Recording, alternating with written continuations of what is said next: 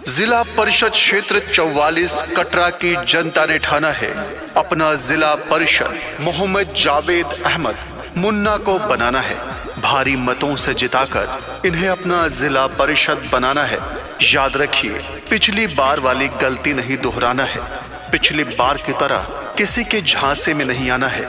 इस बार इन्हें अपनी सेवा का मौका दीजिए। आपके प्रत्याशी हैं मोहम्मद जावेद अहमद मुन्ना। कहती है जनता सारी, कर ली सबने तैयारी, मोहम्मद जावेद अहमद मुन्ना की है बारी। कहती है जनता सारी, कर ली सबने तैयारी, मोहम्मद जावेद अहमद मुन्ना की है बारी। हाँ, जिला परिषद अपना बनाना है, क्षेत्र संख्या 44 ने ठाना है, किसी विरोधी के झांसे में न आना है, मोहम्मद जावेद को ही जिताना है। जालिम कितना जुल्म करेगा सत्ता के गलियारों से। क्षेत्र संख्या 44 कटरा की गली गली गूंज रही है मोहम्मद जावेद अहमद मुन्ना के नारों से। किसी के बहकावे, किसी के झांसे में नहीं आना है। जिला परिषद क्षेत्र संख्या 44 कटरा मुजफ्फरपुर से जिला परिषद मोहम्मद जावेद अहमद मुन्ना को बनाना है। गली गली बिजली पानी सड़क बनवाएंगे, सरकारी सुविधा का लाभ सब दिलाएंगे। गली गली बिजली पानी सड़क बनवाएंगे, सरकारी सुविधा का लाभ सब दिलाएंगे।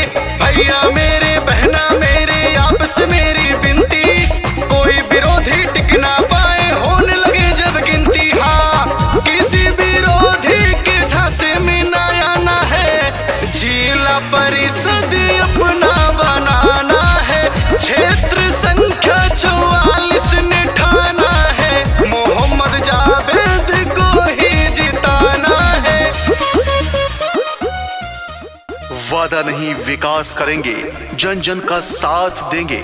हर माताओं के बेटे, हर बहनों के भाई, यारों के यार, दोस्तों के दोस्त, युवा साथियों के साथी, आपके अपने मोहम्मद जावेद अहमद मुन्ना को भारी मतों से जिताइए, जिला परिषद बनाइए, क्षेत्र संख्या 44 कटरा में विकास की गंगा बहाइए। आप करेंगे समर्थन हमारा, हम लेके आएंगे परिवर्तन सारा। आप करेंगे समर्थन हमारा, हम लेके आएंगे परिवर्तन सारा।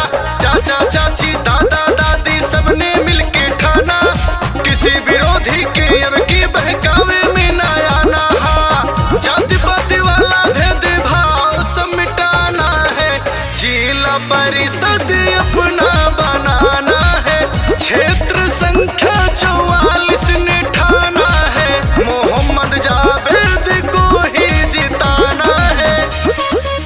हो चुका आगाज, रण बदलने की तैयारी है, इतिहास वही रचेगा, संघर्ष जिसका जारी है। सबको देखा बार बार, मोहम्मद जावेद अहमद मुन्ना की बारी है।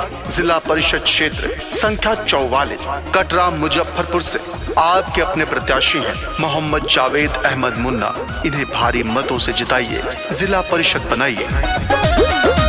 क्षेत्र 44 को सुंदर बनाना है, मोहम्मद जावेद को ही जिताना है। क्षेत्र 44 को सुंदर बनाना है, अहमद मुन्ना को अब की जिताना है, क्षेत्र संख्या 44 की जनता ने है ठाना, किसी विरोधी के अब की बहकावे में न आना। अंक तिवारी का सबसे बताना है, जिला परिषद अपना बनाना है, क्षेत्र संख्या 44